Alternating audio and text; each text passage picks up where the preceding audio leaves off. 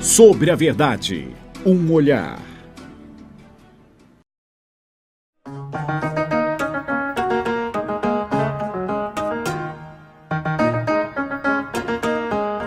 A porta da vida está aberta e convida pessoas com coragem para arriscar, a rir, chorar, trabalhar, se esforçar, amar, ser ouvido ou incompreendido, receber atenção ou sofrer uma desilusão, ser amado ou perder-se numa paixão. A vida pede atenção.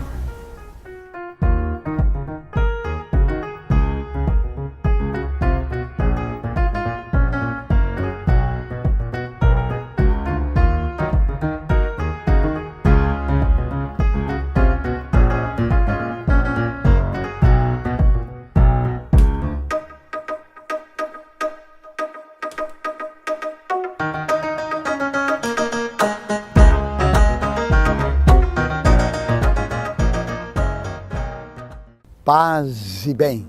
Espiritualidade é, no fundo, uma busca do homem pela verdade, da sua verdade, da verdade do mundo que o rodeia e da verdade de seus irmãos, os outros seres humanos. E a única possibilidade da aventura no mundo da espiritualidade e busca de minha verdade é quando eu consigo pensar em mim por mim mesmo. Aprofundar a espiritualidade no sentido mais amplo, buscando todas as fontes, checando nossas verdades, permitindo-nos a crescer qualidade em nossas vidas, em todas as nossas práticas, é a proposta que se nos apresenta. Estamos iniciando o programa Sobre a Verdade, um olhar. Fique por aqui. Estão conosco hoje o Antônio Gomes da Rosa, Eliana Cunha Beber, Ângelo Mendes Kinen, Lenise Pontes Freitas, Caroline Hilário Arnold e também eu. Fique conosco.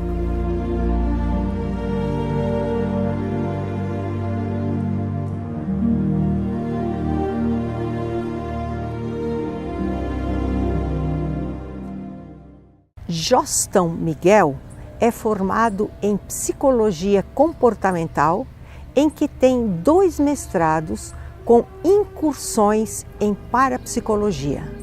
Escreveu e publicou 15 livros, um deles com o título Reflexões do Eterno Buscador da Luz.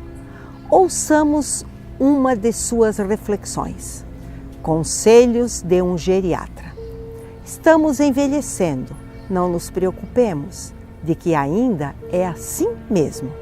Isso é um processo natural, é uma lei do universo conhecida como a segunda lei da termodinâmica ou lei da entropia.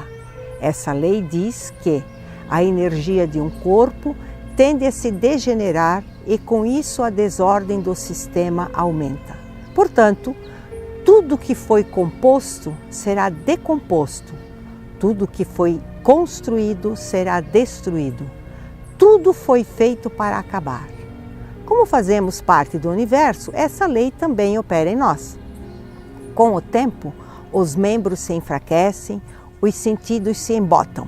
Sendo assim, relaxe e aproveite. Parafraseando Freud, a morte é o alvo de tudo que vive. Se você deixar o seu carro no alto de uma montanha, daqui a 10 anos ele estará todo corcomido.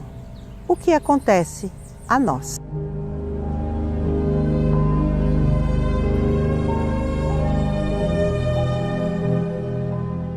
O conselho é: viva, faça apenas isso, preocupe-se com um dia de cada vez.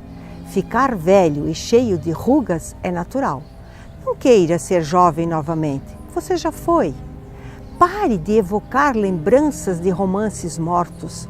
Vai se ferir com a dor que a si próprio inflige. Já viveu essa fase? Reconcilie-se com a sua situação e permita que o passado se torne passado. Esse é o pré-requisito da felicidade. O passado é lenha calcinada.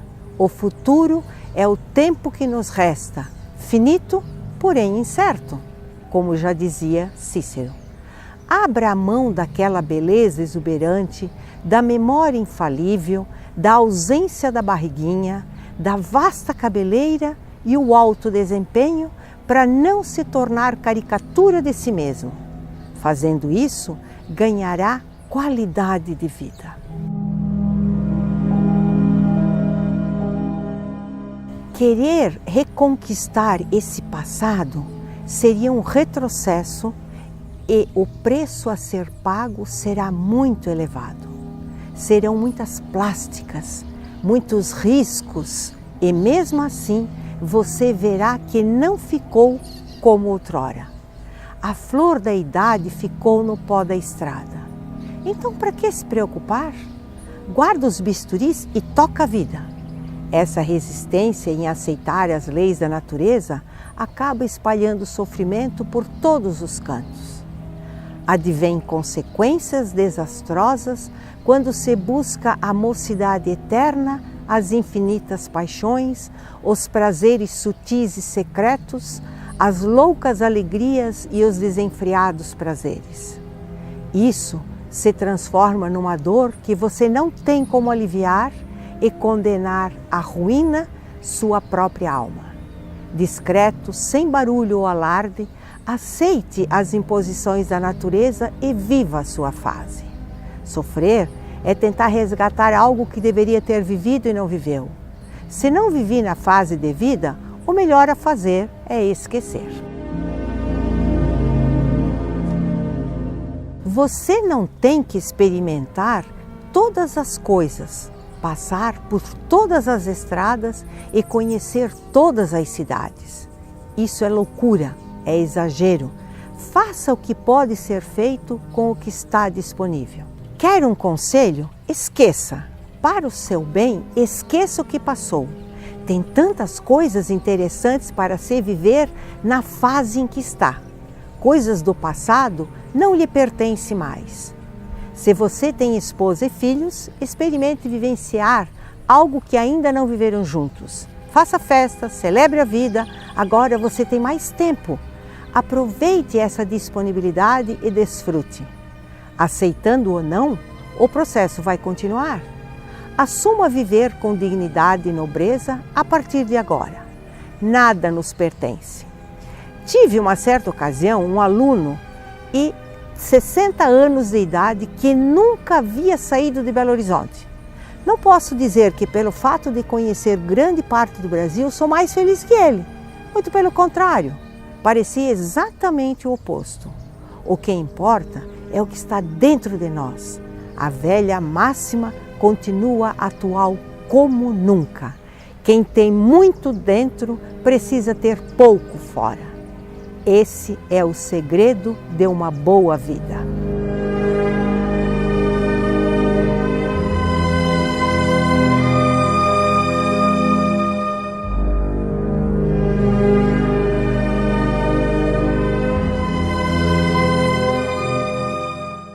Eternidade não é uma questão de tempo, é uma questão de fé. Não devemos identificar o reino de Deus com o céu. Jesus não está pensando num reino de Deus que se realiza na outra vida, além da morte. O reino de Deus é algo que está em marcha e acontece agora. Por isso, ao dizer, venha a nós o teu reino, lá no Pai Nosso, não estamos pedindo para ir ao céu. Estamos almejando que o reino de Deus se torne realidade entre nós.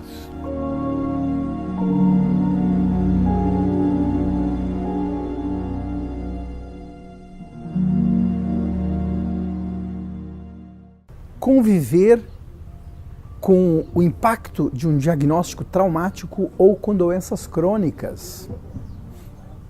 A gente, quando não está sofrendo de nada disso e nunca passou por isso, parece que é fácil. Ou parece que é difícil, mas depende da empatia, né? Para saber o quanto que isso dói. Talvez você ainda não teve o impacto de um diagnóstico de câncer, um diagnóstico de diabetes, hipertensão, insuficiência renal, cardíaca, um distúrbio na tireoide, alguma complicação no fígado. Enfim, você pode ser uma dessas pessoas que não sabe bem o que é isso ainda. Mas eu tenho para lhe dizer que todos nós, humanos, de uma maneira ou de outra, temos um processo de vida em que os momentos vão se mostrando disruptivos, ou seja, vai se arrebentando películas das nossas emoções, do nosso psiquismo, do nosso senso de estar na vida, vai se arrebentando, nos trazendo angústias, medos, inseguranças, pavores, por qualquer coisa. A uma criança pode ser pela troca de escola, pelo afastamento de amigos, pela separação dos pais. A nossa vida, naturalmente, ela compreende situações disruptivas, quebrando a normalidade. Então, trazendo isso para as questões de doenças crônicas, como que se convive, como que se internaliza, se acomoda essa doença? Claro, necessariamente não o sintoma da doença, porque hoje, felizmente, as nossas pesquisas biomédicas, elas avançam tanto que nós dificilmente temos sofrimentos, podemos nos organizar para conviver mesmo com um diagnóstico, mesmo com o medo, mas mesmo ainda o medo nós podemos tratá-lo, diminuí-lo. Ele faz parte de pavores, de ansiedades, de inseguranças, de não saber o que vem por aí. Mas nós podemos sim ir medindo aos poucos aquilo que vem e ir prevendo o que vem por conta de como eu me organizo na vida. Não podemos então dizer que sou totalmente imune às questões disruptivas, aquelas que quebram o meu bem-estar na vida. Como também não preciso ser aquele que sofre tanto com os diagnósticos.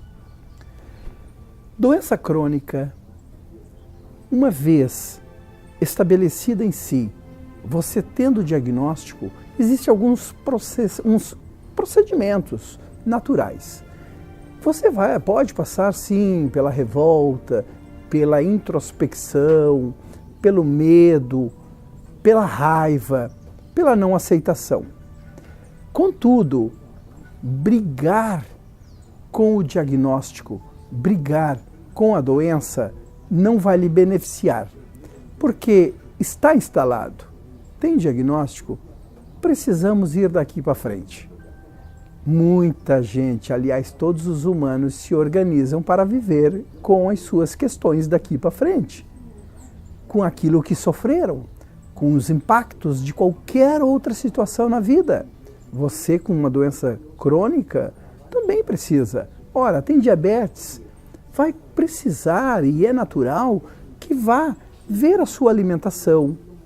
O que é indicado para o diabetes em termos de movimento, em termos de estresse, de convivências sociais e de acompanhamento sistemático do seu endocrinologista, do seu médico que lhe acompanha, do seu psicólogo que lhe acompanha em terapia, nesse processo de amadurecimento emocional e de convivência com essa doença.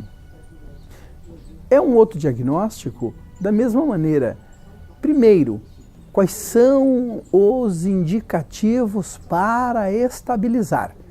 Passa por medicação, passa por movimentos físicos, atividades físicas, passa por calor ou frio, por algum tipo de alimentação específica. A partir daí, você se organiza, você consegue ver e sentir como se adaptar, como continuar a vida. As pessoas que ainda não estão dentro de um diagnóstico, como eu acabei citando aqui agora, ainda assim precisam viver como se tivessem. tirando as neuroses, né, de pessoas obsessivas ou compulsivas que comem isso, que fazem aquelas atividades intensamente, que tem um comportamento como se fosse um doente, né? Porque é todo rígido, delimitado, disciplinado extremamente. Veja, não tem um diagnóstico, tem sim uma neurose. Então todos nós humanos passamos por situações que às vezes não as compreendemos no primeiro instante, mas elas têm um sentido de ser. Quando temos o diagnóstico, quando temos a doença crônica, o importante é dar a ela um sentido. Eu não sou culpado de tê-la e nenhum outro é culpado. Isso foi uma situação da existência, chegamos a isso. Então a partir daqui vamos para onde?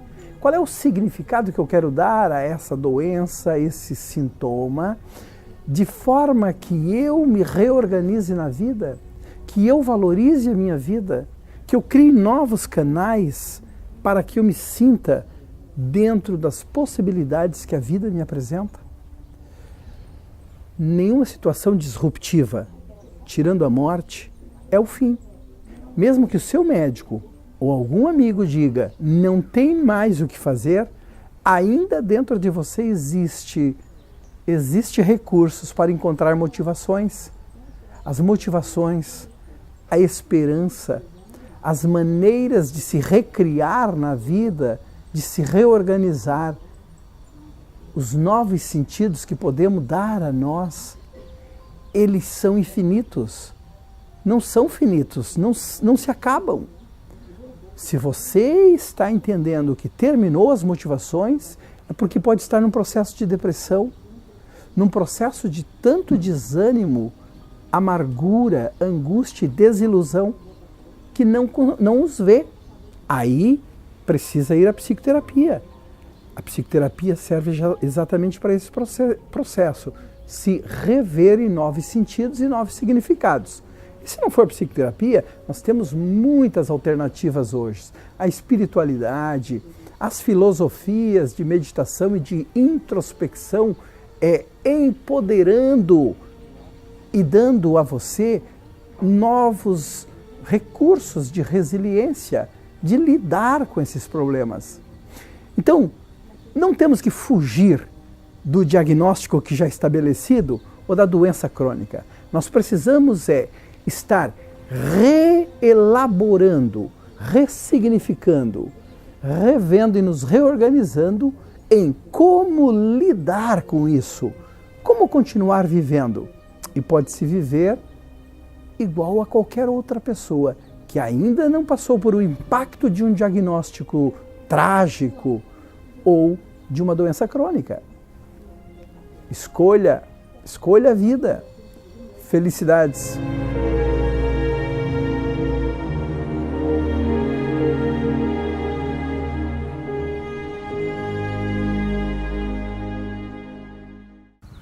De Rubem Alves, no livro O que é Religião, ouvimos: onde está a esperança, ali também está a religião.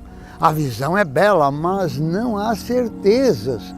Como o trapezista que tem de se lançar sobre o abismo, abandonando todos os pontos de apoio, a alma religiosa tem de se lançar também sobre o abismo, na direção das evidências do sentimento, da voz do amor, das sugestões da esperança.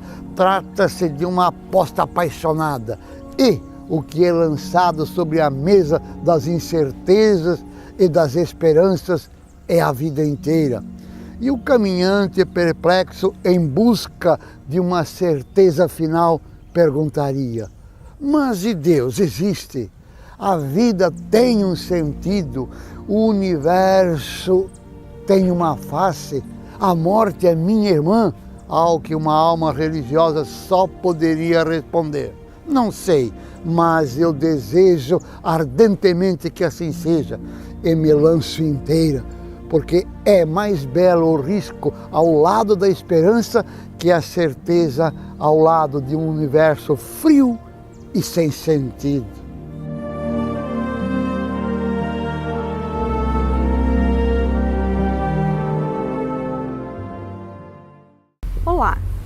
vamos falar hoje sobre um tema do direito das famílias muito debatido que veio à baila nessa última semana em razão de uma recente decisão da primeira Câmara Civil do Tribunal de Justiça da Paraíba, o direito à pensão alimentícia ao ex-cônjuge por não ter condições de inserção no mercado de trabalho.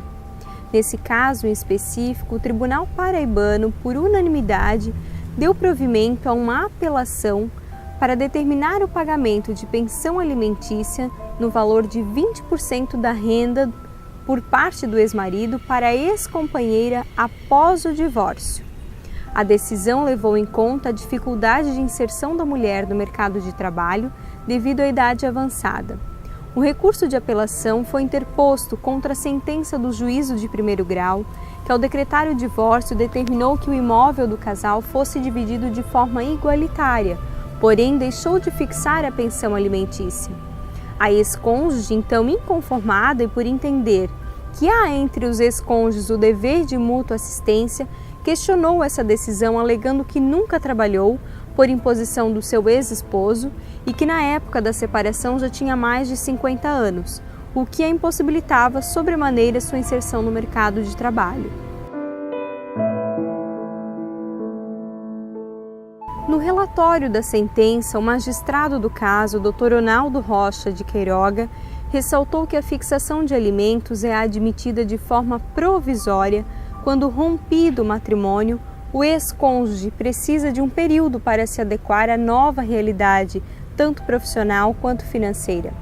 A exemplo de uma mulher jovem que ficou temporariamente sem trabalhar ou que, mesmo tendo mais idade, sempre trabalhou. Destacou ainda que a pensão fixada por tempo determinado visa permitir que ela busque formação profissional ou condições favoráveis à reinserção no mercado de trabalho para evitar a continuidade da prestação de alimentos. Porém, nesse caso em análise, a ex-cônjuge que interpôs o recurso já tinha idade relativamente avançada para iniciar uma formação profissional ou passar a integrar o mercado.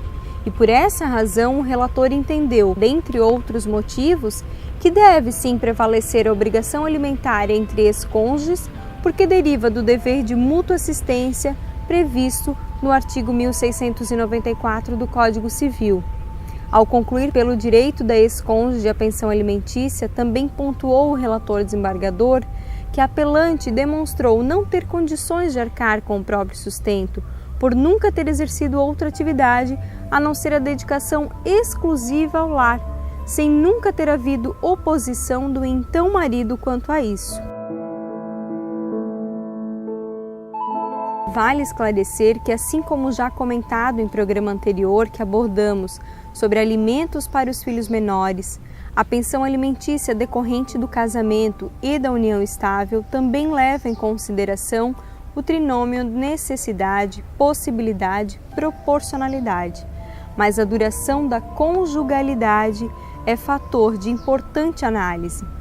Importante lembrar, como bem destaca o renomado jurista Rodrigo da Cunha Pereira, que a Emenda Constitucional número 64 de 2010 alterou o artigo 6º da nossa Constituição Federal para introduzir a alimentação como um direito social, o que reforça sua amplitude e importância como direito essencial, fundamental atributo da dignidade da pessoa humana.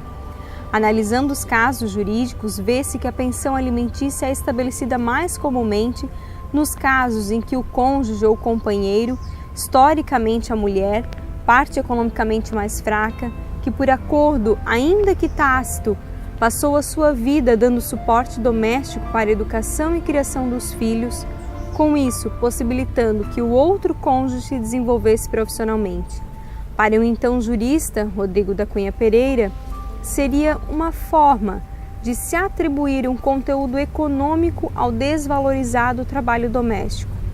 Importante frisar que o magistrado, para conceder ou negar a pensão alimentícia, analisará sempre as especificidades de cada caso em concreto.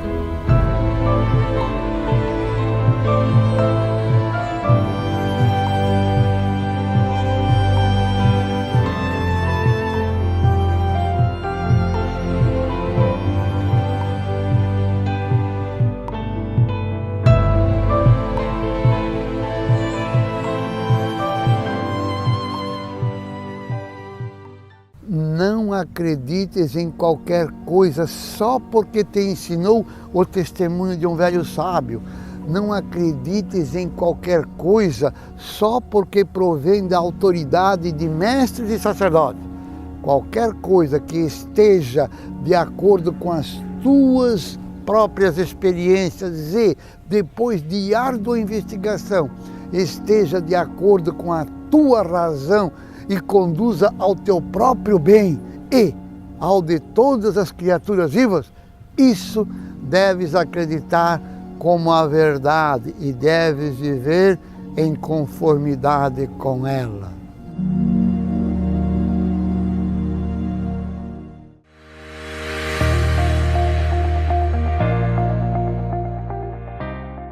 Vai construir, ampliar ou reformar? Venha para a Elétrica Zata. Aqui elaboramos projetos elétricos, laudos técnicos e tiramos suas dúvidas no andamento de sua obra, tanto residencial, predial ou industrial. Atendimento personalizado, entrega própria, produtos de qualidade e crediário facilitado. São mais de 20 mil itens para a instalação elétrica que você precisa. Tudo isso com preço que cabe no seu bolso. Elétrica Zata. Qualidade comprovada, satisfação garantida. Rua Paris 190 em Topava Norte, em Blumenau. Telefone 3323-2888.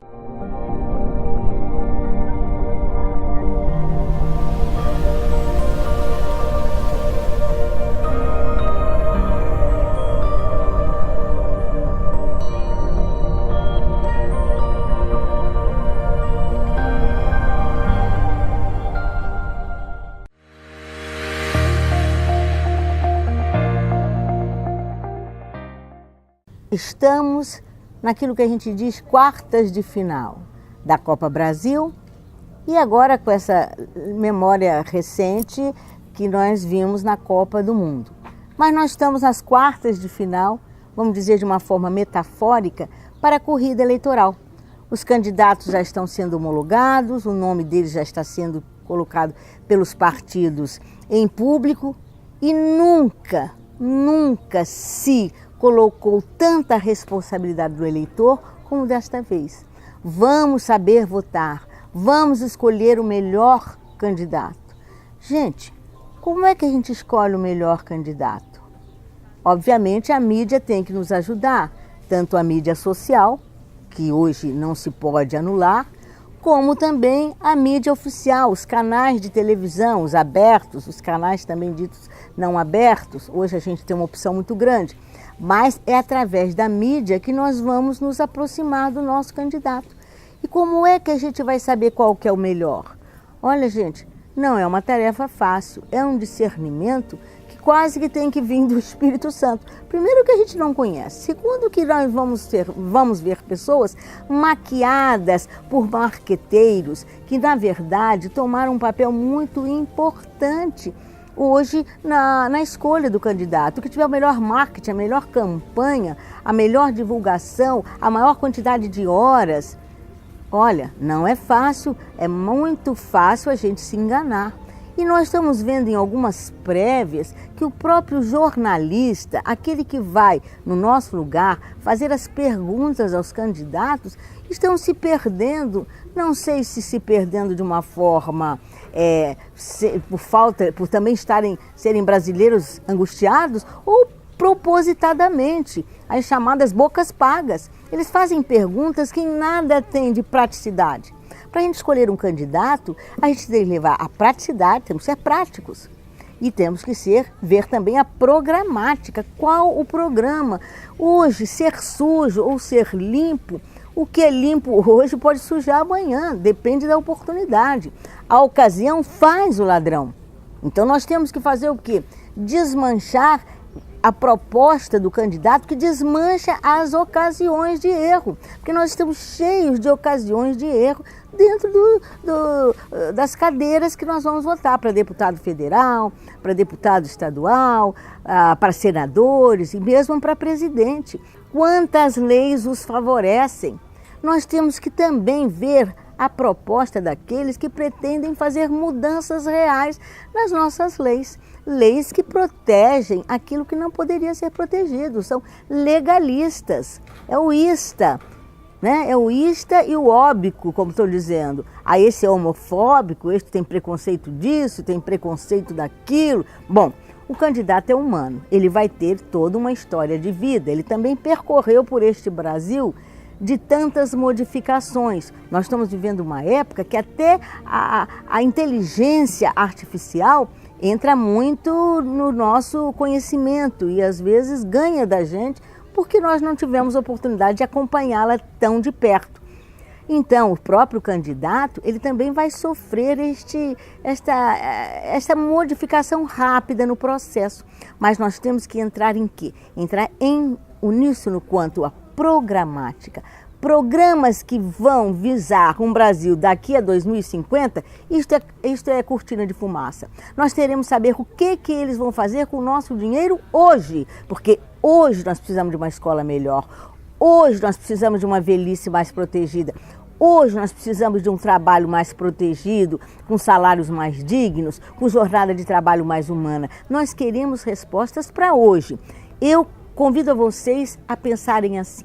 Aquele candidato que for propor um Brasil para 2050, um Brasil mesmo para 2020, não nos interessa. Nós estamos morrendo agora.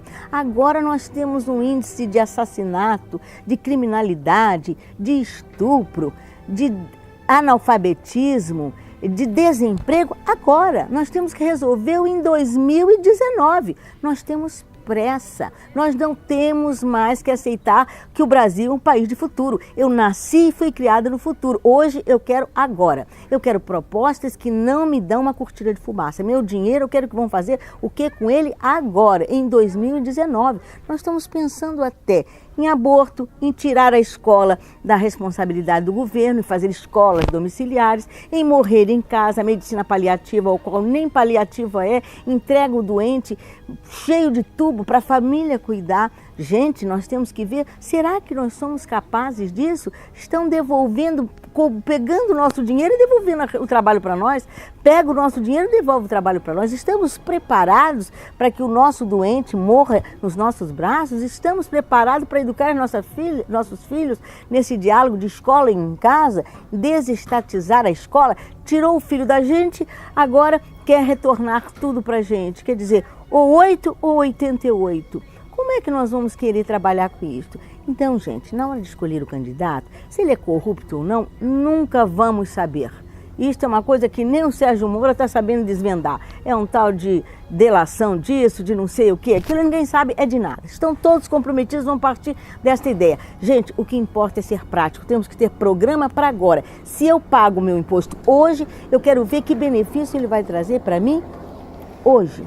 Não daqui a 2050, não uma transamazônica que nunca aconteceu, não um estádio que está quebrando, nada. Tem que ser coisas que vão resolver a ferida aberta hoje. Escara de decúbito se trata já, senão apodrece o doente. Nós temos feridas inadiáveis. A educação é inadiável, o projeto de saúde é inadiável, saneamento básico é inadiável, a segurança pública é inadiável. Quem mora no Rio sabe que é agora que a ferida está sangrando. Nada de projetos para o futuro. Projetos para o futuro é mais um engana-trouxa. Vivi a minha vida inteira num país de futuro. Chega disso, temos que resolver agora, porque o nosso dinheiro é colocado na mão deles agora. Então vamos ser práticos e programáticos. Não saber quem é homofóbico, não interessa o que é preconceito racial, não interessa se é esquerda, direita, chega de nome de rótulo.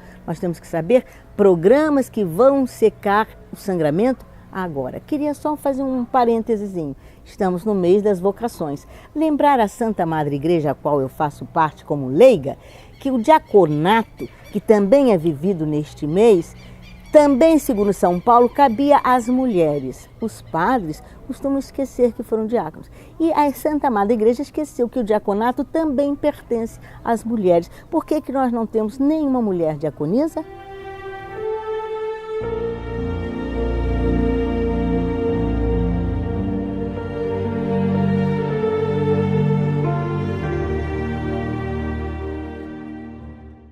Mahatma Gandhi, político e religioso indiano, pregava: desacredito na conversão de uma pessoa por outra. Meu esforço nunca deveria ser para o enfraquecimento da fé de alguém. mas para torná-lo um melhor seguidor de sua própria fé. Seria o auge da intolerância, e intolerância é uma espécie de violência, acreditar que sua religião é superior à dos outros e que você está certo em querer que os outros mudem para a sua fé. Não falem do Deus da história, mostrem como vive hoje em nós esse Deus. Não acreditam naqueles que falam aos outros da própria fé com a finalidade principal de convertê-los. Dizia Gandhi, a fé não aceita ser exposta, deve ser vivida, então difunde-se por si mesmo.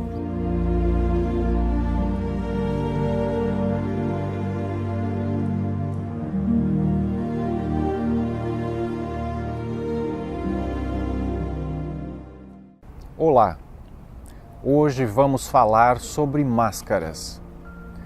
Máscaras são mecanismos que o nosso subconsciente usa para esquecer, disfarçar ou amenizar as nossas dores e podermos nos comunicar e nos relacionarmos melhor com as pessoas. Mas as máscaras sempre têm um preço, e o preço que elas cobram da gente é o nosso bem-estar. Perceba que muitas vezes nós não conseguimos, não nos sentimos bem, não temos coragem de estar totalmente à vontade com as pessoas, às vezes até com as pessoas mais queridas e mais íntimas. Perceba que quando você está sozinho consigo mesmo, você está sem máscara nenhuma, você está sem nenhuma necessidade de disfarçar ou esconder algum sentimento. Mas quando chega alguém, quando você está com alguém, mesmo que seja alguém íntimo, alguém querido, você está perto dessa pessoa, muitas vezes você sente vontade de ser mais gentil, de ser mais sociável ou de esconder alguma coisa dessa pessoa. Isso pode se tornar uma máscara. Perceba bem que existe um limite entre o saudável e o prejudicial. Querer ser educado, querer ser gentil é bom e é necessário. Não podemos ser totalmente sinceros o tempo todo, porque se assim formos, causaremos muito prejuízo social, prejuízo emocional para nós mesmos e para os outros. E de certa forma que até mesmo às vezes não conseguiremos lidar com essas situações.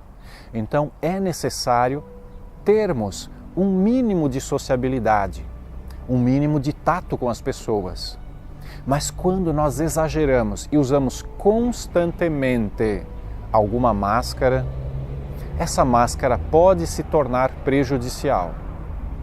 Perceba bem que quando você já esconde a máscara de você mesmo, essa máscara se torna prejudicial para você mesmo.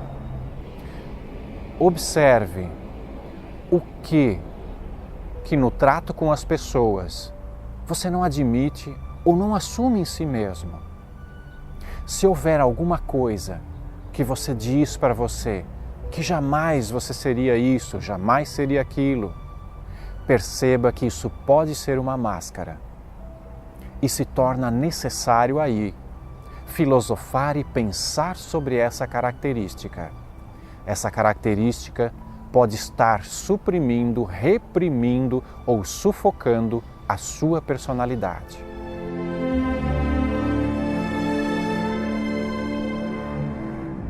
Portanto, para você perceber se existe alguma máscara, se existe algum mecanismo de defesa que está incomodando ou prejudiciando a sua personalidade, as suas emoções ou o seu bem-estar, observe agora como é que você se sente sozinho e como é que você se sente quando você está com as pessoas. Você sente algum desconforto quando você está com as pessoas? Você sente um desconforto constante quando você está com as pessoas? Se você sente isso, observe qual é esse desconforto e o que ele está provocando no seu corpo.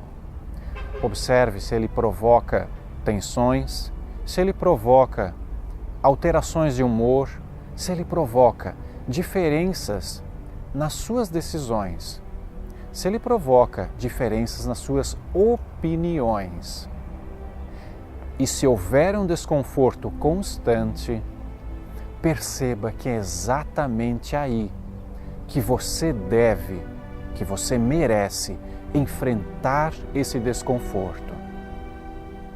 Se você enfrentar esse desconforto, você descobrirá na sua personalidade as suas sombras, justamente aquilo que você tem de melhor.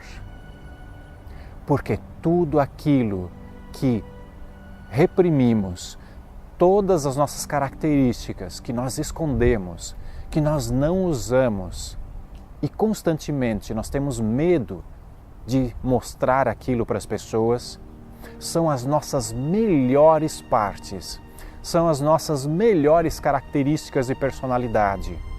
E você merece e deve mostrar isso para as pessoas. Então observe bem, o que deixa você mais tenso, o que deixa você mais incomodado, mais reprimido quando você está com as pessoas. O que você constantemente está escondendo das pessoas. E reconheça agora que isso é a sua maior riqueza. Isso que você esconde são suas maiores capacidades, são seus maiores dons. Por mais que você possa estar pensando agora, eu não posso falar isso, não posso mostrar isso para as pessoas, você provavelmente está escondendo suas maiores riquezas. Você provavelmente está enterrando os seus maiores dons. Tudo isso que deixa você tenso, angustiado, que você esconde das pessoas, são suas maiores capacidades. Use, arrisque, faça acontecer. E você perceberá que tudo isso que você escondia antes lhe dá poder, lhe dá capacidade, vai lhe dar acesso com as pessoas e as pessoas passarão a admirar essa capacidade sua. Basta que você use, basta que você acredite em você. Faça e você perceberá que dá certo. Isso é você.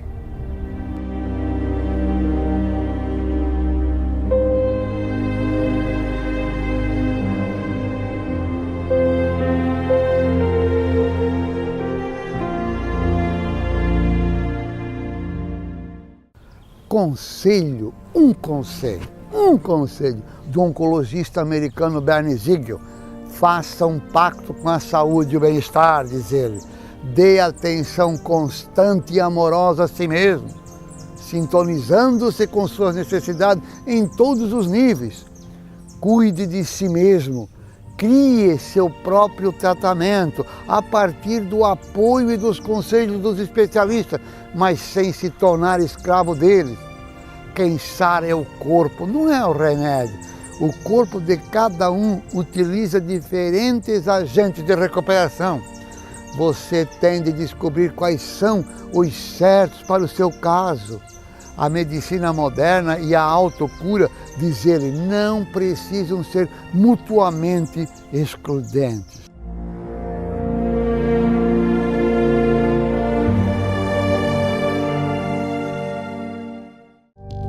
Momento da Palavra. Olá, meus amigos, meus irmãos, é com alegria que nós estamos em sua casa.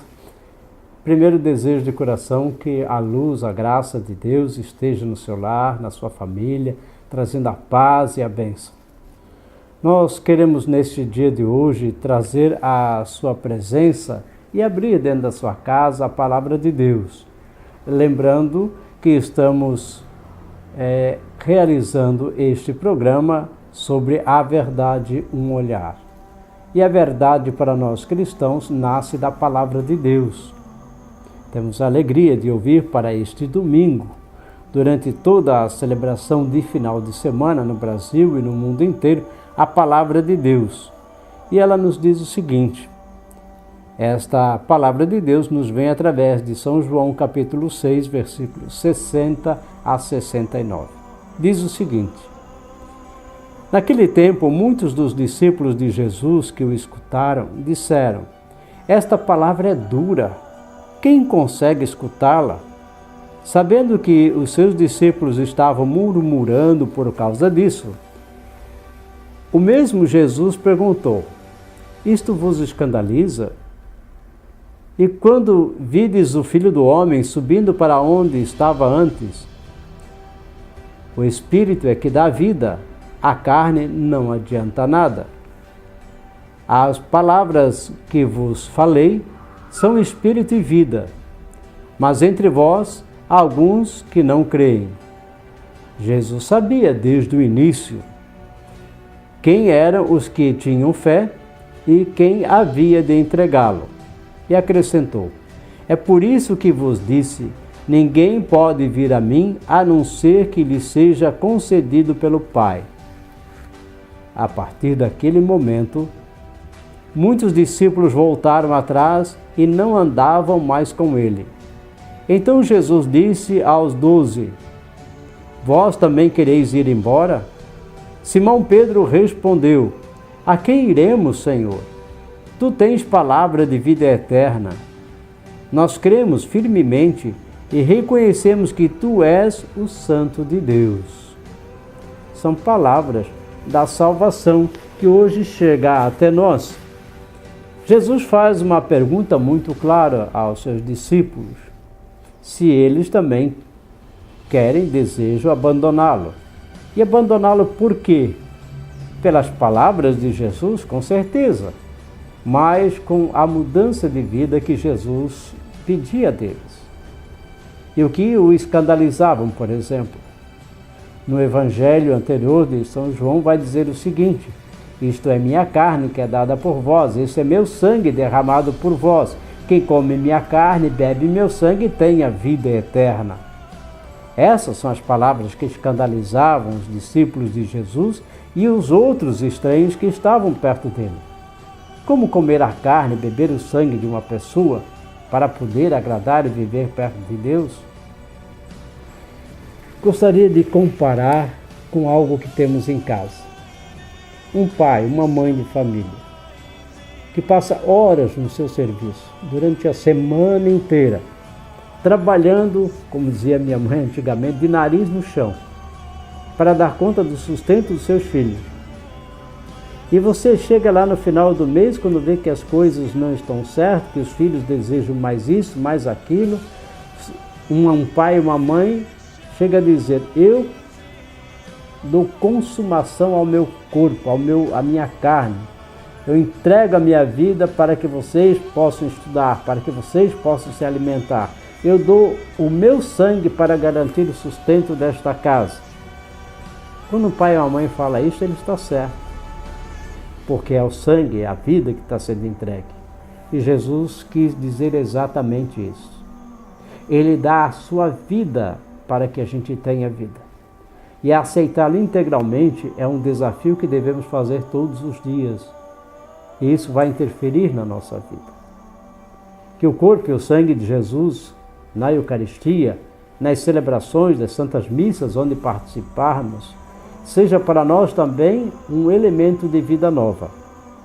Fique em paz. Momento da Palavra. Aos que não casaram, aos que vão casar, aos que estão casando. Arthur da Távola. Por mais que o poder e o dinheiro tenham conquistado uma ótima posição no ranking das virtudes, o amor ainda lidera com folga. Tudo o que todos querem é amar, encontrar alguém que faça bater forte o coração, justifique loucuras, que nos faça entrar em transe. Depois que acaba esta paixão retumbante, sobra o quê? O amor, mas não o amor mistificado. O que sobra é o amor que todos conhecemos, o sentimento que temos por pai, mãe, filho, irmão. É tudo o mesmo amor, só que entre amantes existe sexo.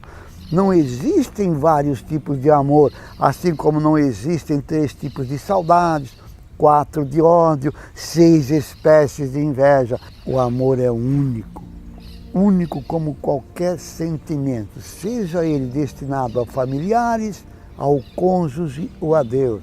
A diferença é que, como entre marido e mulher não há laços de sangue, a sedução tem que ser contínua.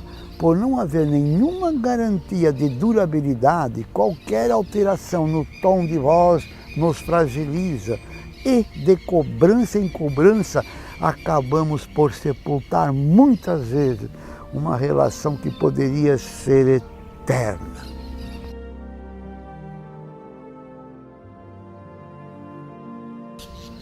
Casaram. Te amo pra lá, te amo pra cá, lindo, mas insustentável. O sucesso de um casamento existe mais do que declarações românticas. Entre 2 pessoas que resolvem partilhar o mesmo tempo, tem que haver muito mais do que amor.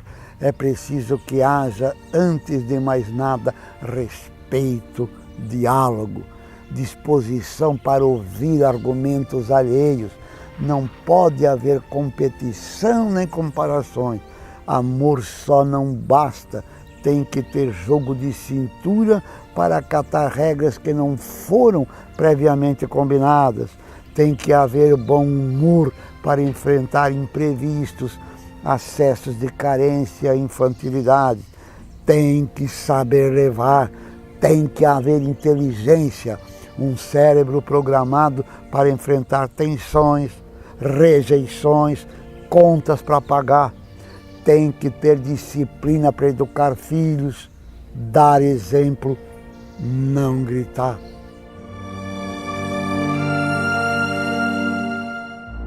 Entre casais que se unem visando a longevidade do casamento, tem que haver um pouco de silêncio, amigos de infância, vida própria, um tempo para cada um. Tem que haver confiança, às vezes fingir que não viu, fazer de conta que não escutou. É preciso entender que união não significa necessariamente fusão. Homens e mulheres que acham que o amor é só poesia, falta discernimento, pé no chão, racionalidade. Tem que saber que o amor pode ser bom, pode durar para sempre, mas que sozinho não dá conta do recado. O amor é grande, mas não é 2. É preciso convocar uma turma de sentimentos para amparar esse amor que carrega o ônus da onipotência. O amor até pode nos bastar, mas ele próprio não se basta. Então, um bom amor aos que já têm, um bom encontro aos que procuram e uma santa felicidade a todos nós. Amém.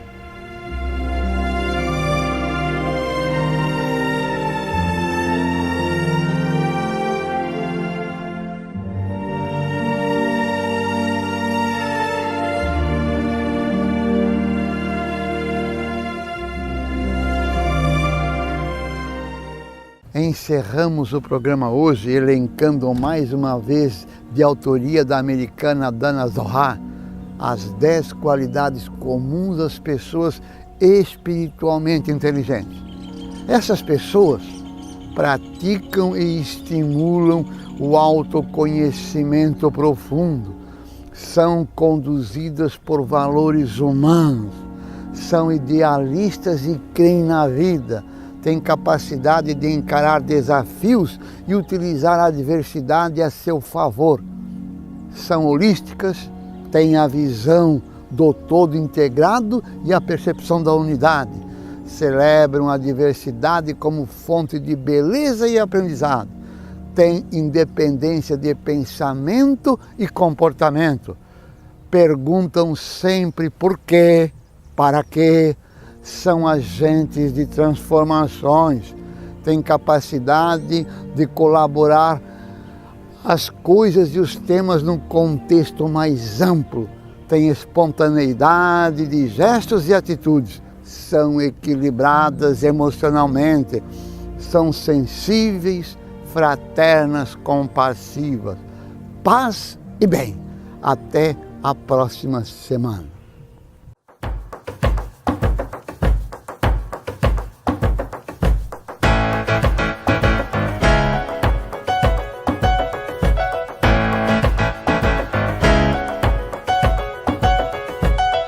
A vida oferece muitas possibilidades, até para quem já não acredita mais em nada. Sempre haverá algo novo sob o sol, um fio de esperança que poderá levá-lo ao paraíso. Uma nova oportunidade de ser e crescer. Acredite na vida, acredite em você.